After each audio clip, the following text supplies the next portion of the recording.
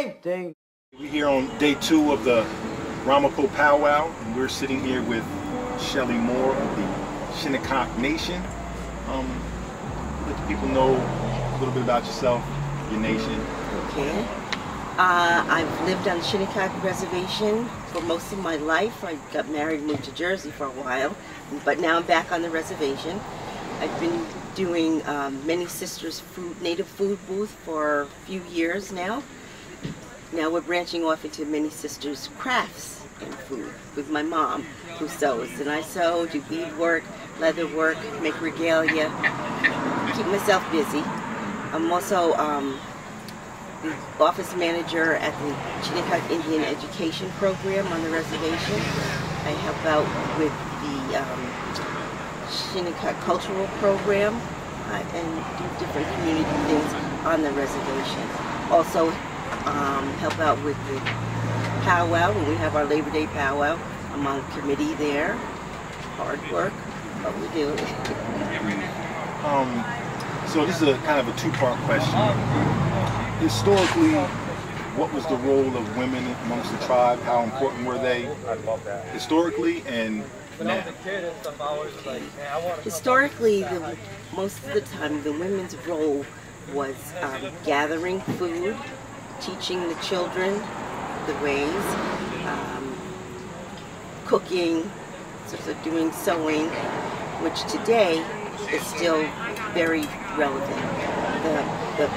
We are basically a matriarchal society, so the women also teach the children our tribal ways, bring them into the culture. That's a very important role that we have. So we're busy now reintroducing the language which was taken away. So we're through the cultural program, we're teaching the children the language, and we're also teaching the seniors our language too. That's all right.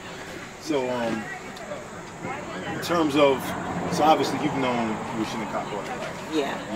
And you've known people who I'm sure didn't know they were whatever nation. Yes. Could you sense a difference in how you felt about yourself, your upbringing, as opposed to people who, not saying that they weren't good people or anything, but just not knowing their cultural Yes, position? there's a difference because we were always taught that we were Shinnecock. When it was time for us to go to school, fill out forms and stuff, my parents always told us that we were Shinnecock. We're down Native American, we were Shinnecock.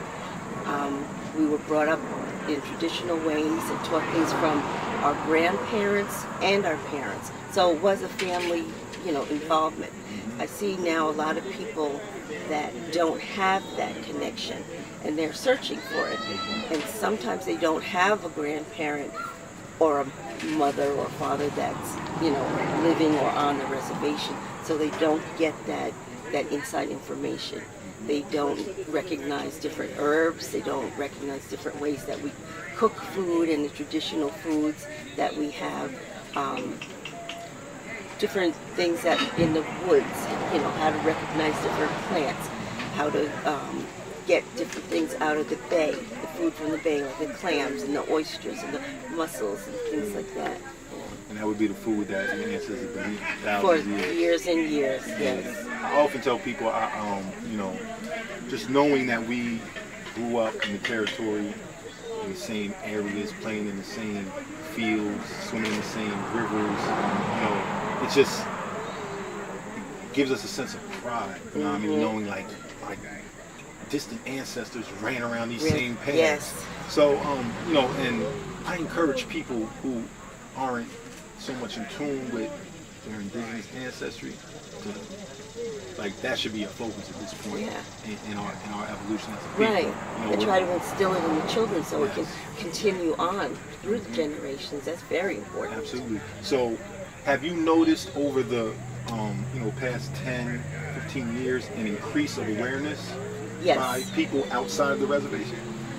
Yes, we try to make it known through the schools, through the politicians, getting involved in politics and that sort of thing, and letting people know who we are.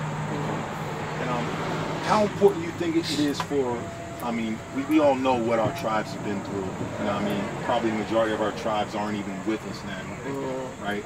How important is it for the tribes to create outreach services to kind of go into the surrounding communities and maybe start to retrieve some of our relatives who are lost? Very important, because if you don't, you have a smaller number in your group.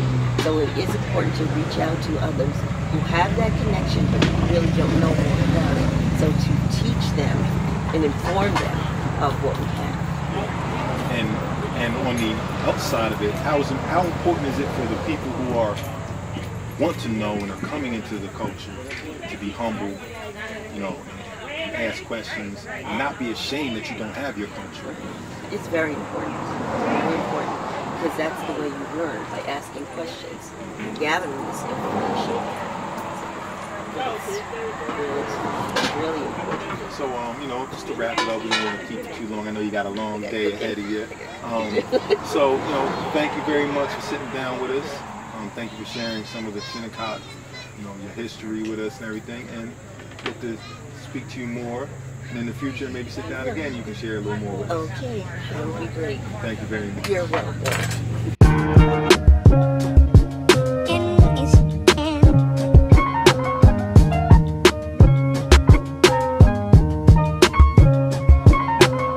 Yeah, Indians, niggas, same thing.